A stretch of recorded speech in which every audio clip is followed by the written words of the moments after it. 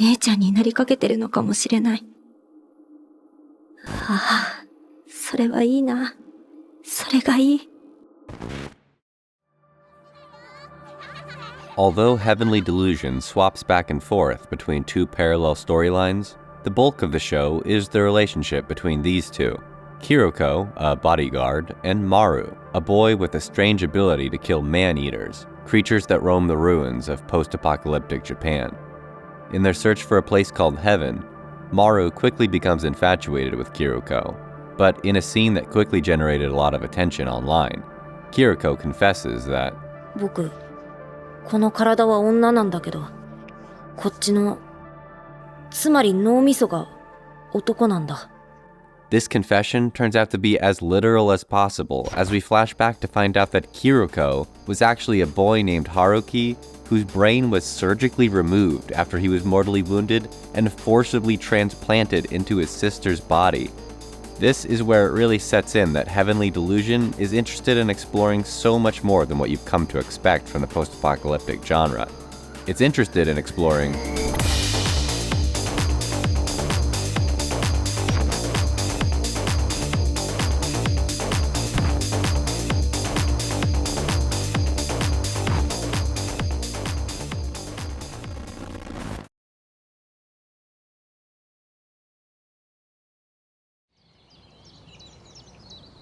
In the first two episodes of Heavenly Delusion, Kiriko and Maru stay at an inn and volunteer to kill the man-eater that lives in the area. The innkeeper warns the duo against it, and even drugs them so they don't try anything. Waking up from their drug-induced stupor, they head outside to kill the creature, only to be stopped by the innkeeper, who stands in defense of it. She's adamant that the man-eater in front of them is her son. Body horror, as the Cambridge Companion to American Horror describes it, is concerned with the total or partial destruction, mutilation, deformation, transformation, or evolutionary degeneration of the human body. Think David Cronenberg's The Fly, where a man experiences the grotesque transformation of his body into a hideous mutant insect. In body horror, the human body is the enemy, whether it's self-inflicted or corrupted by an outside force. The innkeeper in Heavenly Delusion explains that her son transformed into the man-eater in front of them after it consumed him. She's certain that his consciousness still resides in the creature, protecting her. It kills her. Whatever vestiges of her son used to be present degenerated away along with his body.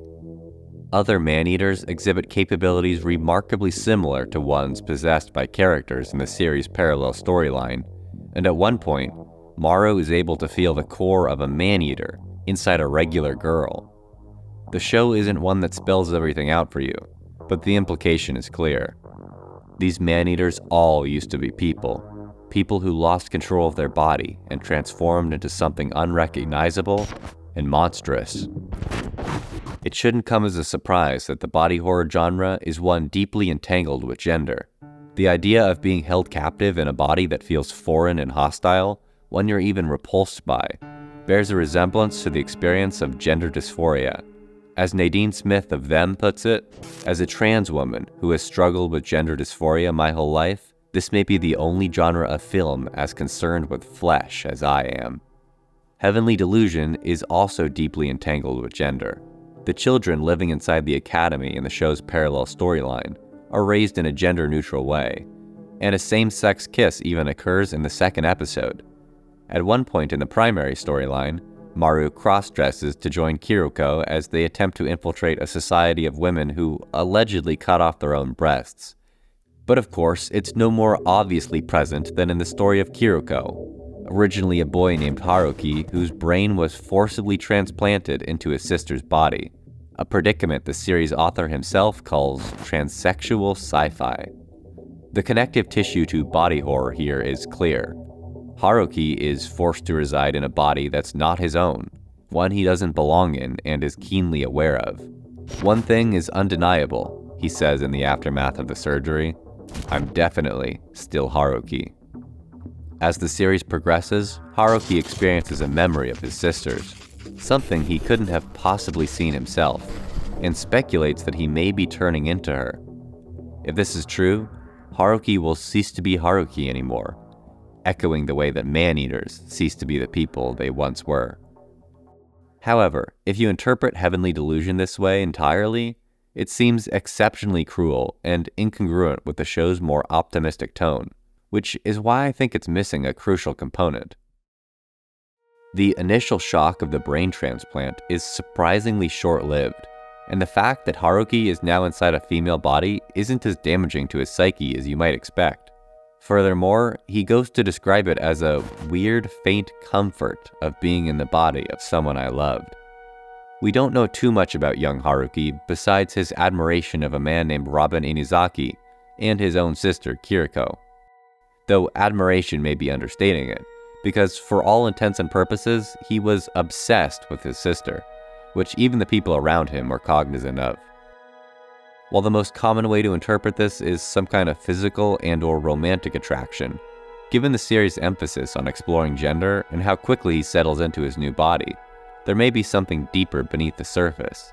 After all, his sister is what Haruki would look like as a woman. His attachment and behavior begs the question, how much of Haruki's desire to literally become his sister is something that occurred after the incident? It's not unlikely that he was harboring these feelings, even if he didn't really understand them, this early in his childhood.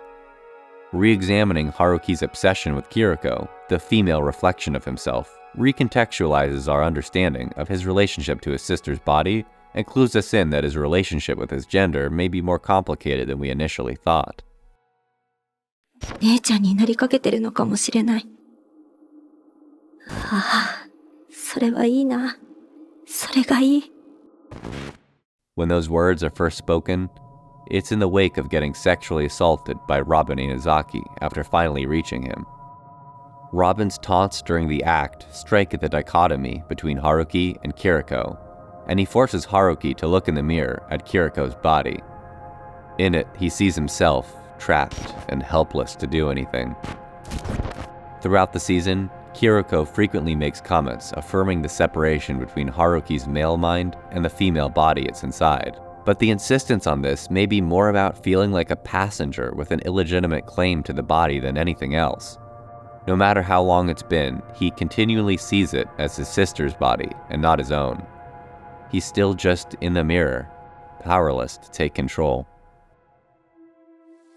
However, despite Robin's efforts to fracture his identity, Haruki is not turning into Kiriko. At the very beginning of the show, the character has already adopted the name Kiruko, a mix between Haruki and Kiriko. Haruki could have stuck with his own name, or just use his sister's, but he did neither, instead merging them to create a new persona. It even manifests in physical differences. Kiriko has light brown hair, a trait that neither of them had before. It's no better epitomized than at the end of the season, when Maru once again declares his feelings for Kiriko, despite knowing about the brain transplant, because to him, Kiriko is a different person. Kiriko rips up a childhood photo of Robin and Haruki.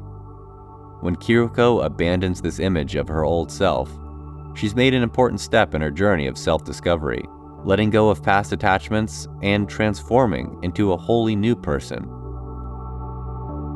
It becomes apparent through its explorations on body horror and gender that Heavenly Delusion is all about transformation. The transformation of person to man-eater is about the loss of identity, whereas the transformation of Haruki to Kiriko is about building a new identity, not defined by other people, but through self-acceptance.